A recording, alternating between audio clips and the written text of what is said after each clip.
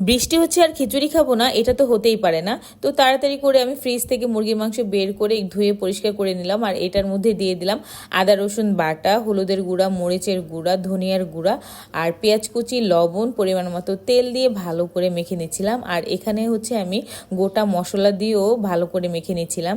আর ভালো করে মাখাতে হবে এই জন্য, কারণ এটা তো মেরিনেট হতে হবে, একটু মাংসটার ভিতরে মশলাটা ঢুকতে হবে।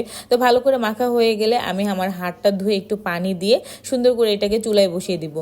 এক চুলায় হচ্ছে আমি মাংসটা বসিয়ে দিয়ে পাশের চুলায় হচ্ছে আমি এখানে মুগের ডাল একটু হালকা করে ভেজে নিব।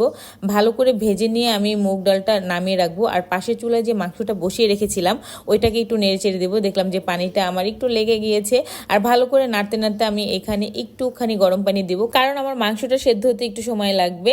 তারপর একটু নেড়ে চেড়ে তারপর হচ্ছে আমি এটাকে কিছুক্ষণের জন্য হালকা করে ঢেকে রাখবো। ঢেকে রেখে হচ্ছে আমি এখানে চালটাকে ধুয়ে রেখেছিলাম, পোলার চাল, মুসুরির ডাল আর ওই যে মুগ ডাল ভেজে রেখেছিলাম ওইটা একসাথে ধুয়ে রেখেছি।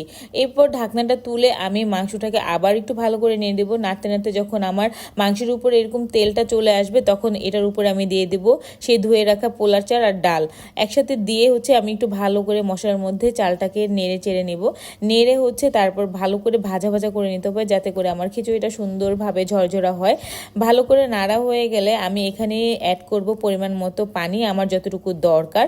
আর পানিটা হচ্ছে একটু আন্দাজ করে দিতে হবে, পানিটা বেশি দিয়ে দিলে তখন একটু লেগে যাবে আর লেটকা লেটকা টাইপের হয়ে যাবে খিচুড়িটা।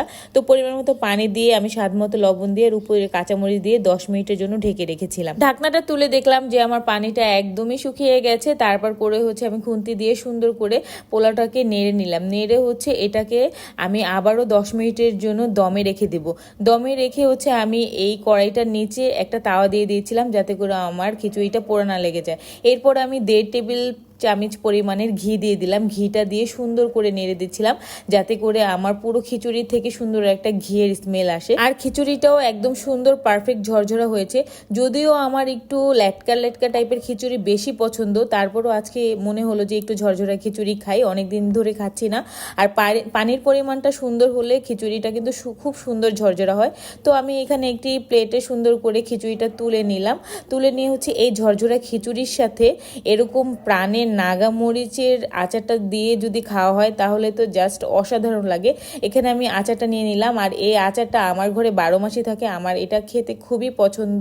আর এখানে আমি টমেটো নিয়ে নিলাম। আর এখানে খুব সুন্দর করে যখন এই বোম্বাই মরিচটা দিয়ে খাচ্ছিলাম জাস্ট অসাধারণ লাগছে।